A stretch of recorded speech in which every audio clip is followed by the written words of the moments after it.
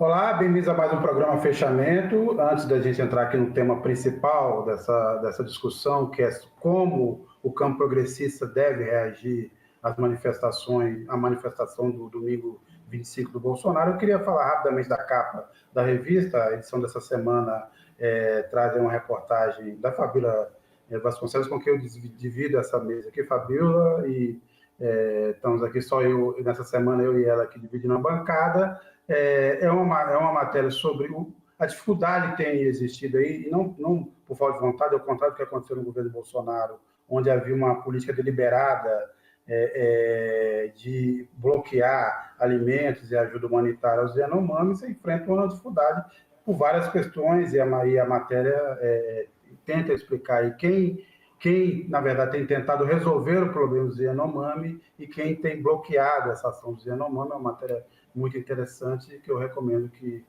a leitura. Então comprem, assinem, por favor, ajudem a revista como puderem. Agora, vamos já aqui entrar no tema principal. A gente vai falar, obviamente, da manifestação, das reações a essa manifestação do Bolsonaro. Vamos falar também da eleição de São Paulo, do Congresso. E para ter essa conversa, a gente recebe hoje o deputado Rui Falcão. Deputado, bem-vindo e muito obrigado por aceitar o nosso convite.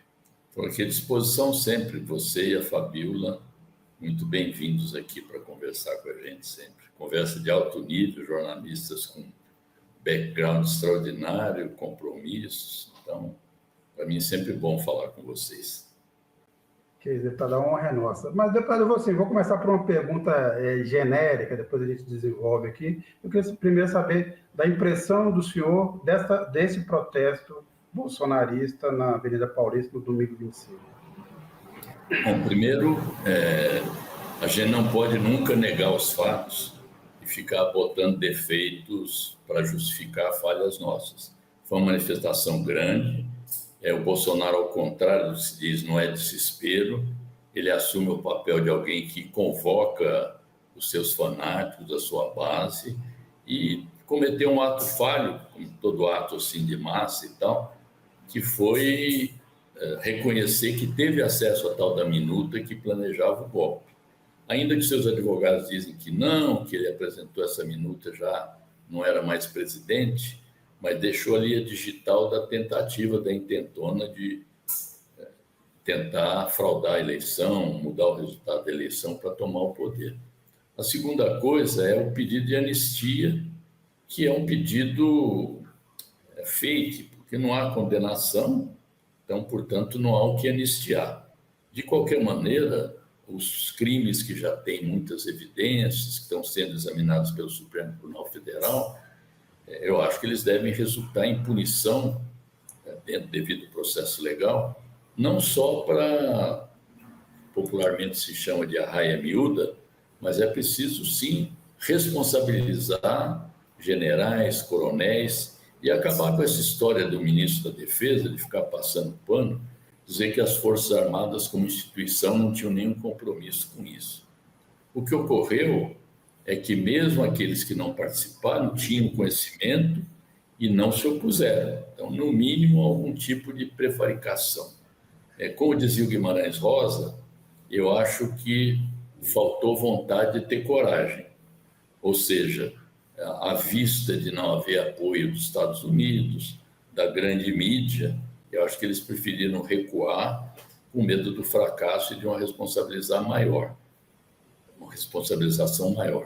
O fato é que há peso na organização deles, ele continua com prestígio, apesar de estar sendo considerado inelegível até o momento.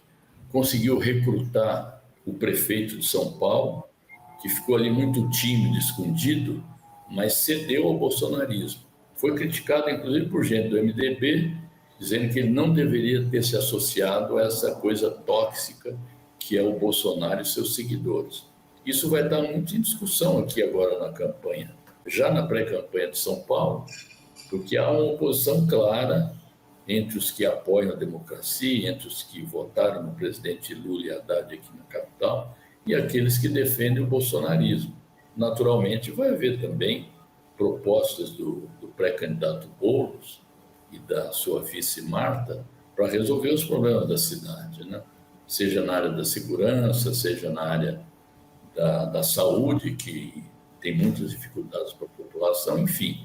A disputa vai se dar nesses dois níveis, eu acho, o combate ao bolsonarismo e propostas de mudança e transformação na maior cidade do país. E há também, da parte das forças populares, uma manifestação que está sendo organizada para o dia 24 de março, que não é uma resposta ao ato da Paulista, é uma manifestação para relembrar o golpe de 64, que não pode ser esquecido, suas consequências, e também para mostrar que não há nenhuma vontade de anistiar os golpes. Mas, deputado, desculpe, esse é um ponto, aliás, é um ponto central desse programa hoje, porque há uma divisão no campo, digamos assim, no campo progressista, entre políticos, intelectuais. Tem gente que acha que tudo bem essa manifestação, outros que acham que é um risco, porque ela inevitavelmente será comparada ao ato bolsonarista e, portanto, isso pode dar, se não conseguir mobilizar do mesmo tamanho, teria sido uma derrota. O senhor acha que é uma manifestação válida? É o momento de fazer essa manifestação? Ou era o caso de dizer o seguinte: Bolsonaro é um caso de polícia, então vamos deixar para a polícia? Não, eu acho assim, esse negócio de ficar fazendo comparação, tem um fato evidente hoje: a direita não pode ser a proprietária das ruas. É preciso que o movimento popular, os partidos de esquerda, comecem a ocupar as ruas, ainda que num primeiro momento possa estar até em menor número. A coisa possível de equilibrar isso seria o presidente Lula anunciar a sua participação numa manifestação, como já fez em outras ocasiões, que ninguém tem o poder de convocação que tem o presidente Lula. E qualquer envolvimento do presidente Lula numa manifestação, ela cresce. Então, é preciso, inclusive, convidá-lo. Eu acho que essas entidades todas que estão organizando, e os partidos populares, democráticos e de esquerda que participam, deveriam convidar o presidente Lula. Ainda que ele não queira ir, ainda que ele avalie que não vale a pena, pelo menos um vídeo, uma gravação, um chamamento, para que as ruas não sejam propriedade exclusiva da direita. E é um treino também. Há quanto tempo o movimento social não ocupa as ruas? Então, eu acho que vale a pena fazer um ato em São Paulo e fazer atos regionais, inclusive, ainda que de pequena dimensão. Essa é a minha opinião e parece que quem está organizando o ato, ainda que com avaliações diferentes e com essas preocupações que você aponta, mas já estão dispostos a fazê-lo com essa avaliação que eu estou fazendo aqui agora. Boa noite, deputado. Eu queria continuar aí nessa mesma linha de raciocínio do Sérgio e a sua fala. Eu queria saber que recado, né? O senhor mesmo reconhece aí que não foi pouca gente, né? 185 mil pessoas, embora não tenha sido aquele número, né, esperado pelos bolsonaristas, que estavam achando que chegava a 700 mil, mas assim, é um número bem considerável. Que recado, né, aquele ato de domingo deixou para a esquerda, para o PT, né? Que desafios vocês têm pela frente para poder... até para dialogar também com esse público? Então, tem um fato que eu não mencionei aqui, a pesquisa que foi feita com participantes daquele ato, né? A maioria avaliou que o Bolsonaro deve ser preso. A maioria avaliou que as eleições não foram fraudadas. Então, isso é uma coisa interessante para a gente tirar como conclusão, né? A outra, eu acho que a resposta que a gente precisa dar também são coisas desse tipo. Por exemplo, por que há mais de um ano, talvez, não se publica o decreto de recriação da Comissão Especial de Mortes e Desaparecidos Políticos? Por que há um recuo muito grande nessa questão da contribuição negocial dos sindicatos? Ou seja, o nosso governo tem avançado em várias áreas, o padrão de comparação é sempre muito baixo, porque qualquer crítica fala, não, mas o Bolsonaro era pior. Então o sarrafo fica baixo. Eu acho que tem que ter, uma pesquisa mostrou, uma pesquisa recente agora da Quest, que é importante fazer entregas, como se diz, o aumento real do salário mínimo, o crescimento do emprego, a queda da inflação, embora é preciso acompanhar o custo de vida, porque a conta de luz subiu, os alimentos estão subindo, mas há melhoras significativas, mas que são vistas assim quase como uma obrigação. Então, o que a pesquisa mostra é o seguinte: a economia é importante fazer entregas, mas é preciso fazer disputa política também.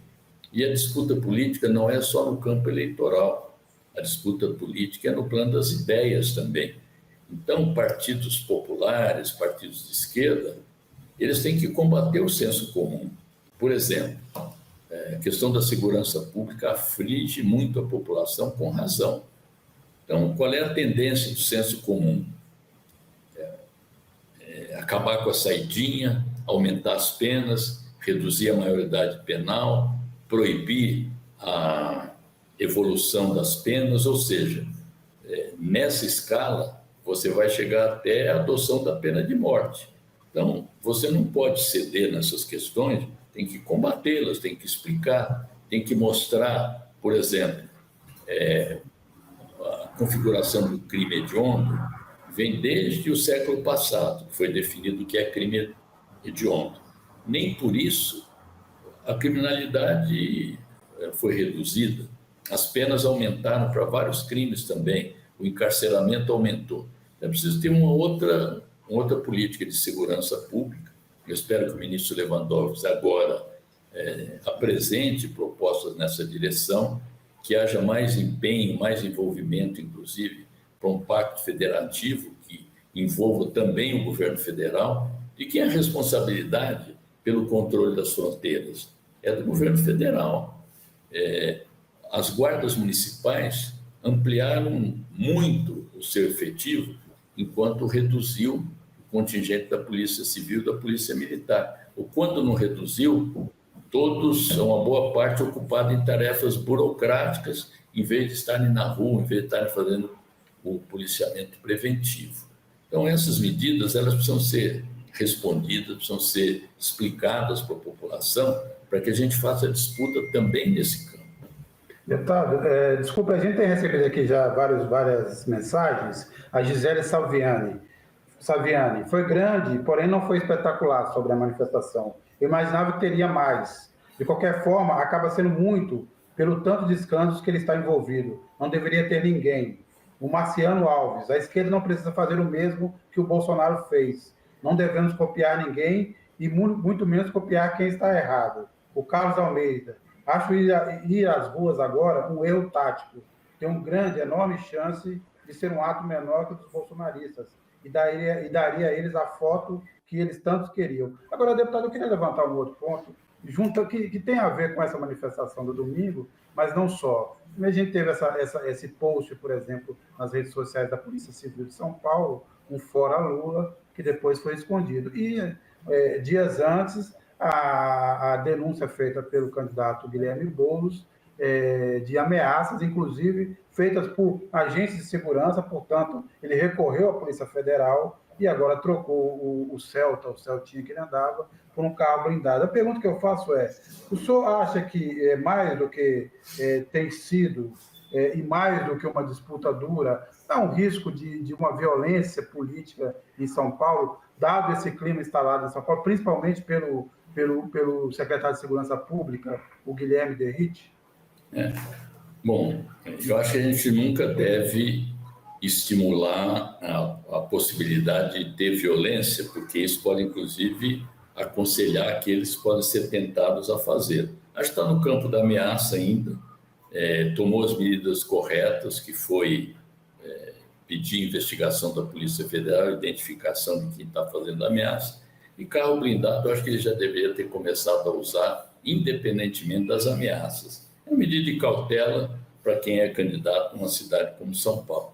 Aliás, a Marta, que é candidata a vice, também está com carro blindado. Louco tem em todo lugar.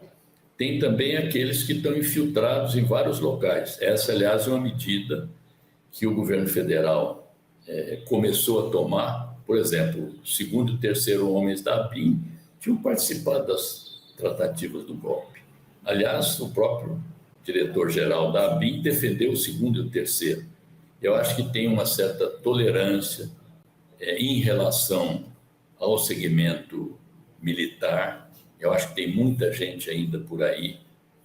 Esse movimento aqui de São Paulo, desse secretário da Segurança, ele está tentando reproduzir em escala menor o modelo do Nayib Bukele, que transformou o país numa grande prisão e que vai nessa linha de punitivismo, de prender as pessoas mesmo sem culpa formada, a revivescência do Esquadrão da Morte lá na Baixada, e preocupa que haja faixas na Baixada dizendo o seguinte: queremos polícia na praia.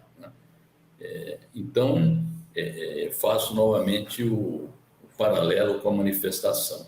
Não adianta, na minha opinião, dizer não, teria que ser espetacular e minimizar o que foi alcançado.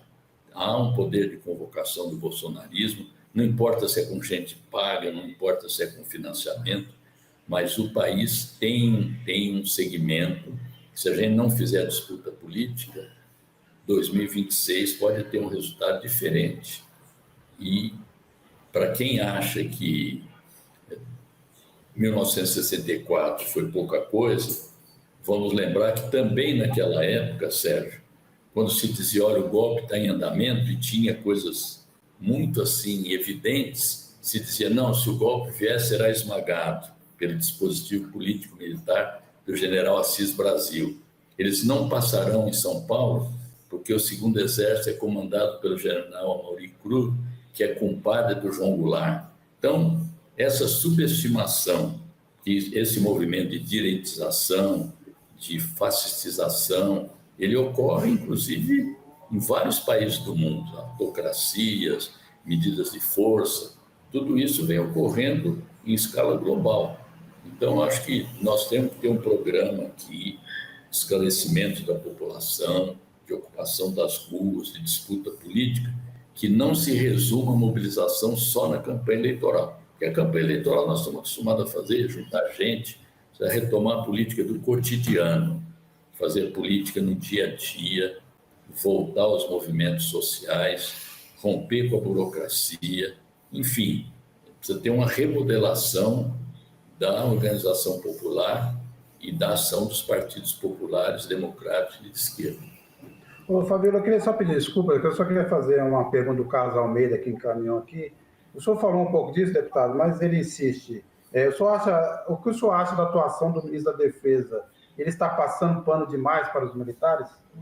Sim, eu acho que ele não é um integrante do governo Lula, ele é um representante das Forças Armadas junto ao governo Lula.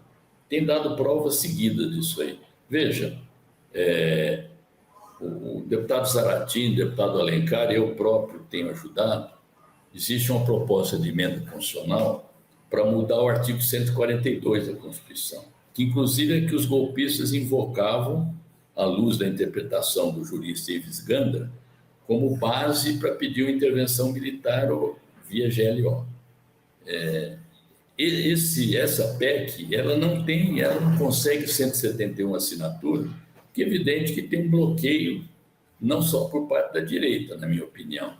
E agora tem uma PEC no Senado que diz simplesmente o seguinte: militar que se candidata tem que ir para a reserva. Veja bem, essa PEC inócua, ela tinha mais um elemento que era o seguinte: militar nativa não pode ser ministro.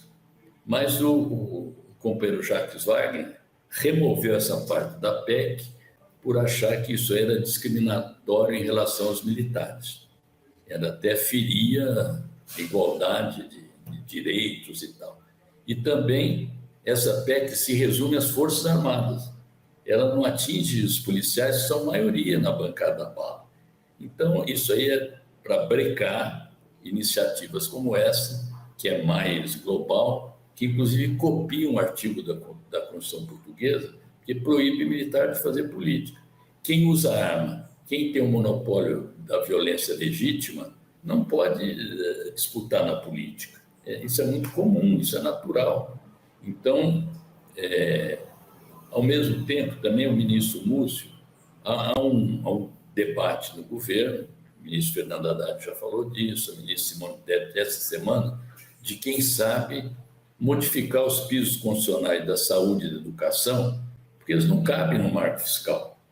Tudo vinculado ao salário mínimo, e saúde e educação cresce de acordo com a inflação, ou você muda ou contém ali nos 70%. Paralelamente, há uma proposta de um senador que já teve, pelo menos publicamente, ouviu o ministro Múcio apoiando, que é vincular no orçamento da defesa 2% do PIB para equivaler ao que acontece nos países da OTAN, que tem pelo menos 2% do PIB para o orçamento da defesa. O Brasil não está em guerra, não se envolve em guerra. Há um movimento para desvincular de um lado e para os ministros para vincular. O orçamento da defesa é quase maior que o orçamento da saúde para esse ano. Então, tudo isso é operação do nosso ministro das Forças Armadas, né? Eu estou dizendo isso aqui, já disse isso de público, não tenho nada de pessoal contra o ministro Múcio, é uma pessoa afável, educado, toca violão, canta, não tenho nada de pessoal com relação a ele, é uma divergência política quanto ao papel que ele cumpre, eu acho que é um papel negativo do ponto de vista de nos precavermos para o futuro em relação ao papel histórico que os setores das Forças Armadas têm desde antes da proclamação da República de intervir nos assuntos que dizem respeito à política e à democracia. Deputado, eu queria mudar um pouco de assunto. Eu queria lhe ouvir em relação ao pedido de impeachment contra o presidente Lula, né? Seria mais um abacaxi para o presidente descascar nessa relação com o presidente da Câmara, Arthur Lira? Seria mais um instrumento de barganha, repetindo o que aconteceu com Eduardo Cunha e a presidenta Dilma? Não, veja, durante o governo passado, houve, acho que mais de 100 pedidos de impeachment, um deles, inclusive, eu que apresentei. Nenhum deles produziu efeitos com o atual presidente, que era o anterior também. Alguns foram arquivados, outros sequer foram examinados, embora todos tivessem base constitucional, a grande maioria. Eu não vejo por que esse agora, que foi um ato quase que de marketing, mas de disputa política, eles fazem disputa política em torno de tudo, eu não acredito que vá prosperar. E tem, inclusive, um debate agora, que está nos jornais hoje, inclusive, se aqueles signatários que estão na base do governo, porque têm cargos no governo, porque recebem emendas, se devem continuar ou não. É uma decisão que o governo terá que tomar. Eu acho que é inadmissível alguém que apoia o governo subscrever pedido de impeachment, ainda mais sabendo que não vai prosperar, né? O Carlos Dastori, o Mourão quer anistia, e o MAP, povo na rua já. Deputado, o senhor tem horário, e uma questão aqui final, uma pergunta final. Está também tramitando no Congresso uma ideia de fazer uma nova mini-reforma política e acabar com a reeleição. Há muito tempo se levanta essa bandeira, essa história de que a reeleição é um problema para a governabilidade e tal. O que o senhor acha dessa ideia? Não, isso está começando a ser debatido agora e não há muita clareza ainda sobre a extensão da proposta, até porque se fala em 5 anos, se fala que isso é para valer só em 2030, não há nenhuma alusão se o princípio de proibição da reeleição se estenderá a parlamentares também, se ficará só adstrito aos cargos majoritários, e porque, veja, você tem deputados com 8 mandatos, 9 mandatos, 7 mandatos. Então, mas o senhor acha que a reeleição é um problema? Não, acho que o problema está hoje no enfraquecimento do executivo, está na proliferação de emendas, está num rebaixamento da classe, chamada classe política, que como dizia Ulisses Guimarães, não se queixe dessa que a próxima pode ser pior. O próprio sistema eleitoral, que poderia evoluir, por exemplo, para as listas partidárias, para as primárias. Nós temos experiências de outros países que poderiam ser assimiladas aqui, já houve proposta de reforma política nesse sentido, que melhoraria a qualidade do nosso sistema político. E, principalmente, procurar criar mecanismos de que o povo, que é o soberano, se sinta representado nas decisões. Cada vez mais há um desencanto, um desinteresse da população. Agora, por exemplo, a juventude, numa pesquisa recente que eu vi, a juventude gosta do Lula, votou no Lula, tende a votar no Lula se ele for candidato de novo, mas não se sente representada no governo, nas suas pautas e assim por diante. Isso é grave, porque a juventude se pauta pela rebeldia, pelo sonho, pela vontade de mudança, se integra. Então, um país em que, na última eleição, 40% dos jovens tinham vontade de sair do país, alguma coisa está errada, a gente tem que atuar nessa direção. Ter políticas mais claras para a juventude. Curiosamente, também, Fabíola e Sérgio, eu acompanhei algumas dessas agendas aí de solidariedade ao povo palestino. É impressionante o público que comparece, e dividido da seguinte maneira: a grande maioria de jovens, até 30 anos, vamos dizer assim, e jovens de 60 para cima. Esse público intermediário, da idade de vocês aí, de 30 a 50 anos, está ausente do debate. Também na manifestação da Paulista, 60% dos participantes tinham nível universitário. Então, não é só... E pouquíssima gente que ganha até 2 salários mínimos, que é o eleitorado principal das nossas campanhas. Então, tudo isso precisa ser observado. Eu acho que a gente precisa fazer uma pesquisa de inteligência nas campanhas eleitorais, inclusive, refinar as pesquisas, para ter uma atuação mais concitânea, não de ceder simplesmente a pesquisa, mas que aponte diretrizes, mudanças.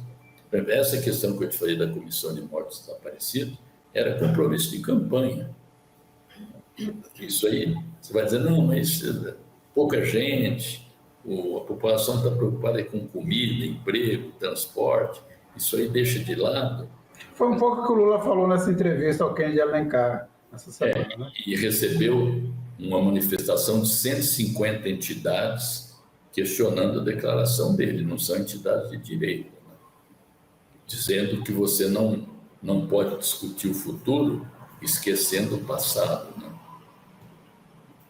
Bem, deputado, eu gostaria, obviamente, que o senhor ficasse aqui mais tempo com a gente, é sempre um prazer ouvi-lo, a clareza e a inteligência, mas eu sei que o senhor tem um compromisso, mas, bem, esperamos que volte aqui mais vezes e até uma próxima. Eu vou até o Sindicato de Jornalistas agora, nós vamos fazer uma homenagem ao ex-presidente David Moraes, que faleceu há um tempo aí, é uma referência nossa, então é um ato assim é triste, mas a gente tem que também se lembrar dos nossos amigos, né? Então eu vou lá, tem uma cerimônia pequena, mas eu estou me deslocando para lá. Mas estou sempre aqui à disposição, Fabíola, Sérgio. Eu não sei o nome do companheiro que está aí na... Cacá é o diretor. Também um abraço aí para o Cacá, não só dele no começo. Estou sempre à disposição. Jornalismo que vocês fazem, vale a pena conversar também. Me desculpem a minha franqueza em muita coisa, depois eu sofro as consequências disso. Mas é por isso que a gente gosta de ter o senhor aqui. A franqueza é importantíssima. Mas, mais uma vez, muito obrigado. E, como eu disse, é sempre um prazer recebê-lo aqui. Esperamos ter outras oportunidades de a gente conversar, deputado. Até a próxima. Um abraço para vocês e boa noite. Bom trabalho. Bem, a gente, nessa semana também, o site Carta Capital fez uma entrevista com o Gilmar Mendes, tratou de vários assuntos, mas tem um trecho importante aqui, porque em março, agora no dia 17 de março, completa 10 anos, uma década do início da Lava Jato. A gente sabe, nessa altura, as consequências à economia brasileira, mas também o que está sofrendo a Lava Jato nesse momento. No dia 1º de abril, no dia da mentira, ou no caso vai virar o dia da verdade, começa o julgamento de cassação de pedido de cassação de Sérgio Moro no TRE, no Tribunal Regional Eleitoral do Paraná, e também está agora a todo vapor a discussão sobre refazer, ou pelo menos renegociar os termos do acordo de leniência que a Lava Jato impôs às empresas brasileiras também, num caso único no mundo. O mundo, em geral, pune os executivos, os acionistas e mantém as empresas. Primeiro que as empresas são empresas, elas não cometem crimes e geram empregos. Aqui no Brasil foi o contrário. Quebraram todas as empreiteiras, ou as maiores empreiteiras, deixaram numa situação de penúria. A maioria perdeu assim, até 90% do faturamento, com consequências graves para a economia brasileira, enquanto executivos e acionistas fizeram acordo de leniência, voltaram para casa e ficaram com fortunas nas contas bancárias. É mais um estrago da Lava Jato, mas é interessante essa afirmação de Gilmar Mendes. O Cacá vai mostrar para a gente, vai rodar aí para a gente agora.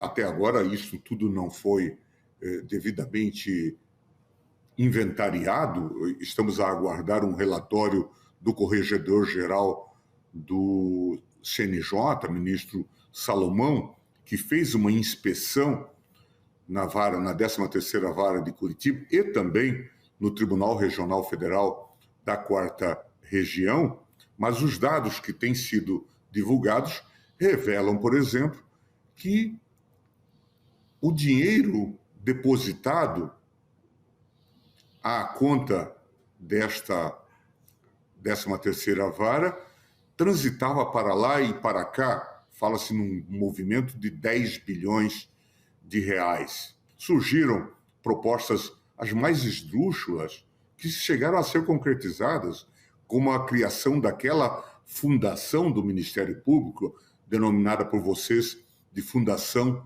Dallagnol. Eles criariam uma fundação que faria política, quase que um fundo eleitoral em nome do combate à corrupção. 2,5 bilhões. Acho que nós precisamos, acho que o Judiciário teria que fazer aqui aquilo que vocês defendem para o passado, uma comissão da verdade para essas questões. É preciso que nós saibamos o que de fato ocorreu para que isso não mais se repita. Quem quiser assistir a entrevista completa de Gilmar Mendes, o link está aí no chat. Também podem entrar no canal, procurar aí na playlist do canal do YouTube da Capa. Eu queria voltar aqui ao tema da capa dessa semana, mais uma excelente matéria da Fabíola. E quero falar, obviamente, Fabíola, conta um pouco para a gente dessa matéria, sem, obviamente, entregar, que a gente espera que todo mundo tenha o prazer de ler na revista ou nos aplicativos ou no site de Carta Capital. Lembrando que a capa trata da situação ainda perigosa, precária dos Yanomami. Fabíola, fala um pouco para a gente. Pois é, Sérgio. Agora, em janeiro, final de janeiro, completou um ano, né, que o governo decretou emergência em saúde pública, né, por conta daquela crise humanitária que chocou o mundo ano passado. E, resumidamente, né, na reportagem, a gente faz meio que um balanço, né, do que foi esse ano, né, da atuação do governo, e mostra também, né, que os problemas eles continuam, né, muito pouco se avançou. A gente começou o ano passado com essa atuação do governo com 20 mil garimpeiros, a grande maioria o governo conseguiu expulsar, mas muitos voltaram. E mesmo assim é uma quantidade bem menor em relação ao que existia, né? Hoje tem em torno de 5 mil e o governo não consegue tirar.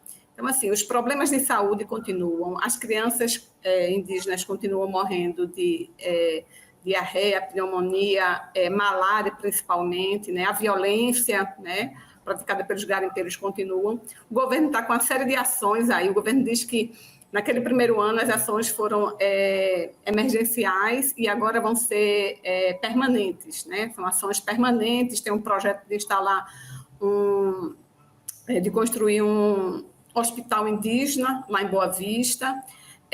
Hoje, dia 29, hoje é 29, né? Está instalando também a Casa do Governo, que vai funcionar em Boa Vista para atender especificamente os indígenas, sobretudo os Yanomami. Então, tem vários projetos aí do governo, né, que diz que a partir de agora terá ações mais rígidas e permanentes e que vai enfrentar de uma forma mais, digamos assim, que terá um retorno, né?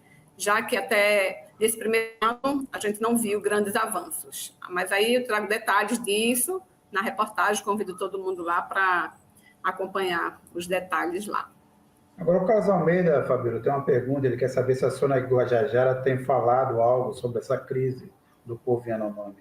Sim, ela fala, inclusive, na matéria, ela respondeu a nossa entrevista, né?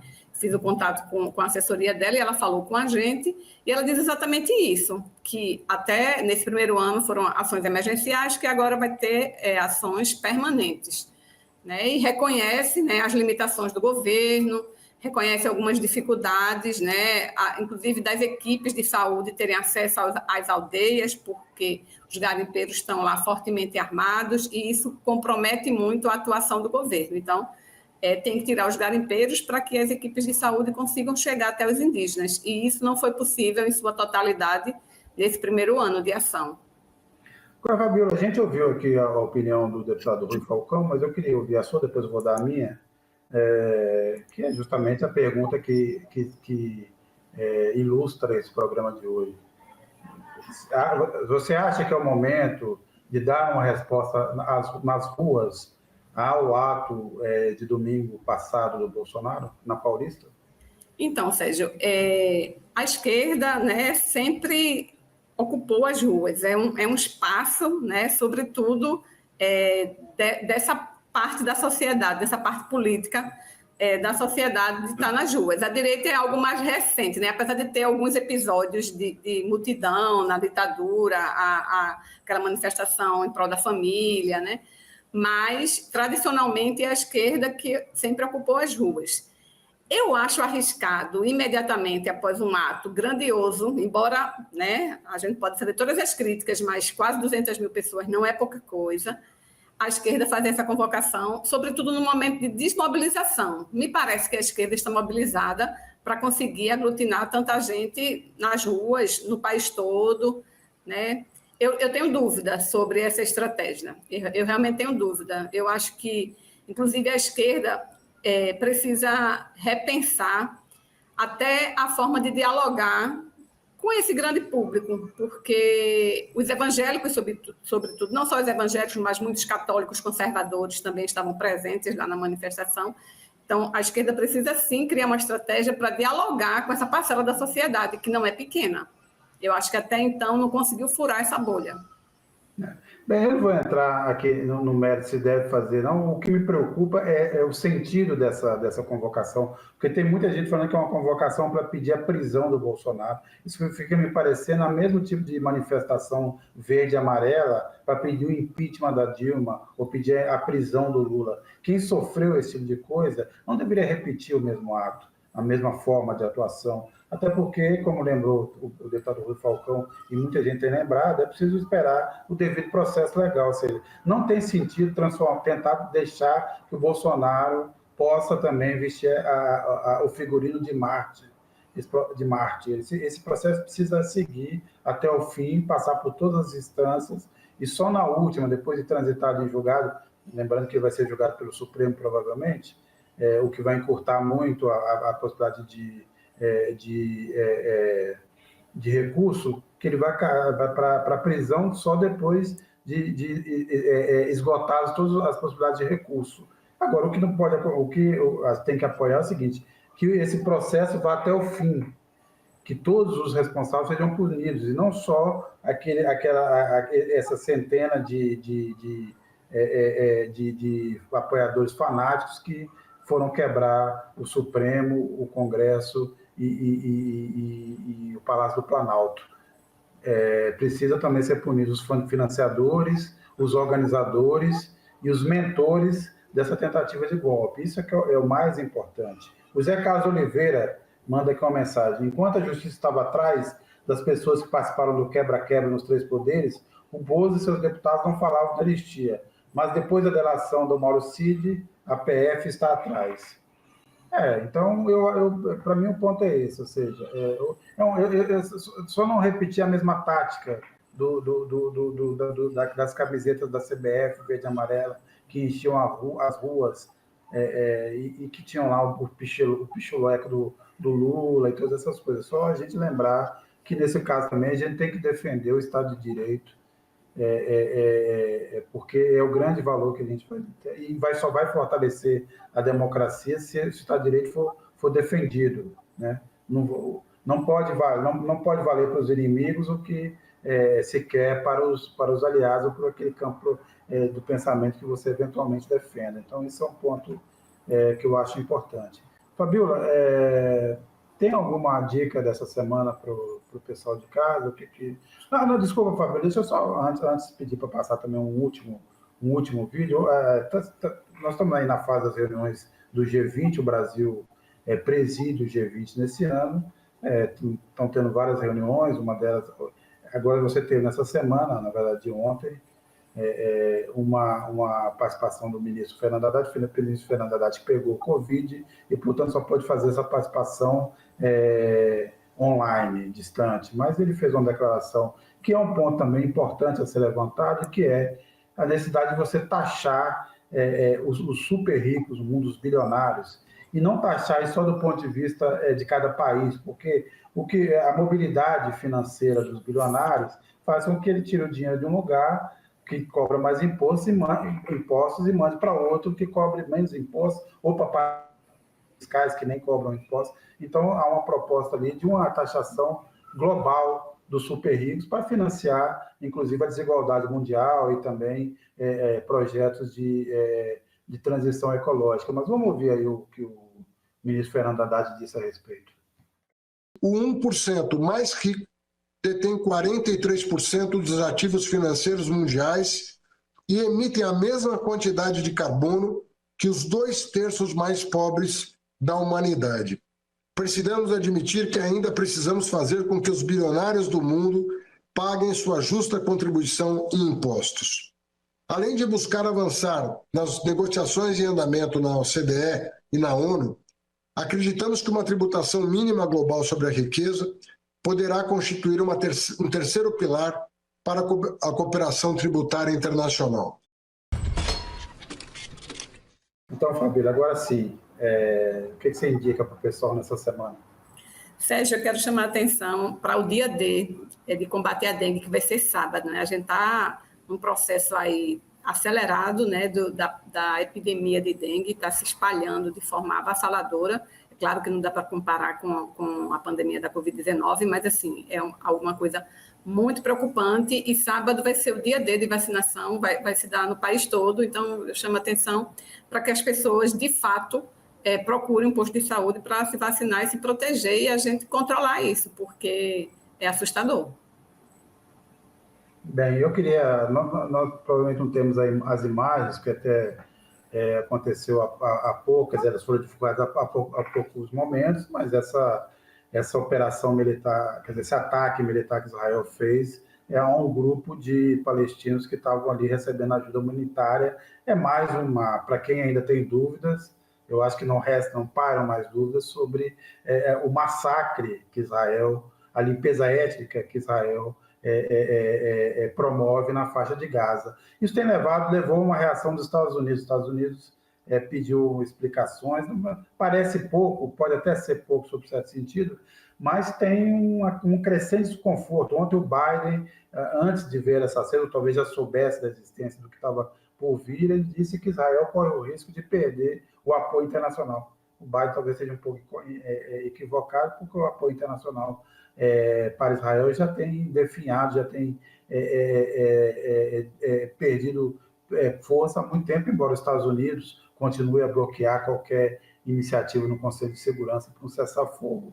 Agora, o Biden também tomou essa decisão, tomou essa atitude, fez essa declaração, também alerta em relação à última primária, que o Cacá vai lembrar para mim, agora eu esqueci qual estado exatamente, eu confundo, Michigan, acho que é o Michigan, se não é o Michigan, é o Michigan, é no Michigan mesmo, onde ele, obviamente, sendo o único candidato democrata na primária, ele recebeu 80%, 81% dos votos, mas quase 13% dos eleitores, fizeram uma opção por eu apoio o partido, mas não apoio o candidato. É o que resumia lá as escolhas que eles fizeram. E o estado do Michigan é um estado com o maior número de eleitores de origem árabe, americanos de origem árabe.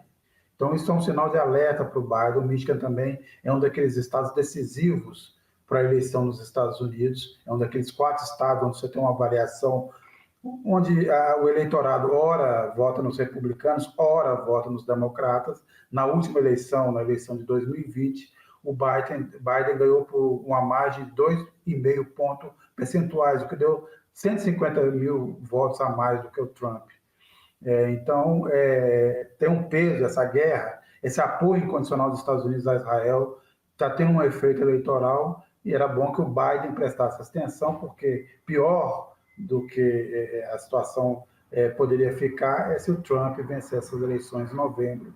Então, essa é a minha avaliação aqui, a minha dica da semana, acompanhar qual será a reação dos Estados Unidos diante dessas imagens brutais que está percorrendo o mundo, desse ataque a quem foi buscar ali a ajuda humanitária que tinha sido despejada ali em Gaza. Porque, aliás, em algumas regiões de Gaza, era bom lembrar que está sendo assim, as coisas estão sendo jogadas do ar, né?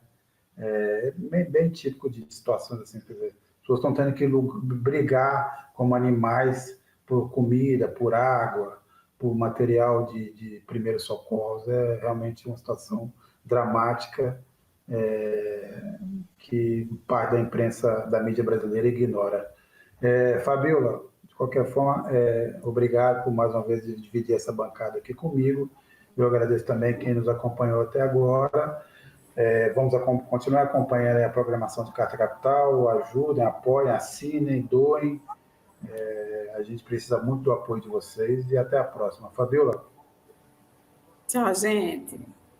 Já notou como os jornais de maior circulação do Brasil estão sempre unidos na defesa de pautas como controle de gastos públicos, Banco Central independente e a firme oposição a qualquer iniciativa para taxar os 10% mais ricos, aqueles que abocanham 60% da renda nacional?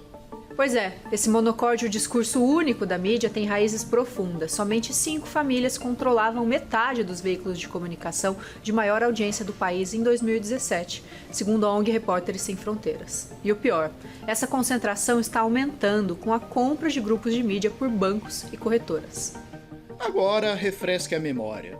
Você lembra qual foi a primeira publicação a denunciar os abusos da Lava Jato, muito antes do vazamento daquelas conversas que comprovaram o conluio do juiz Sérgio Moro com procuradores da República para prender Lula?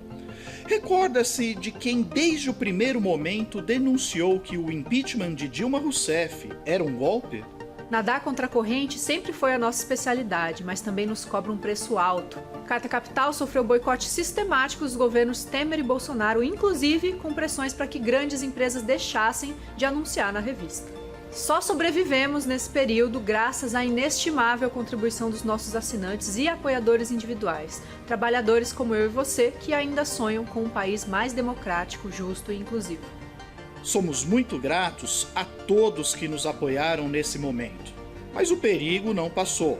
A concentração do mercado publicitário nas chamadas Big Techs tem ferido de morte veículos com estrutura bem mais robusta do que a nossa.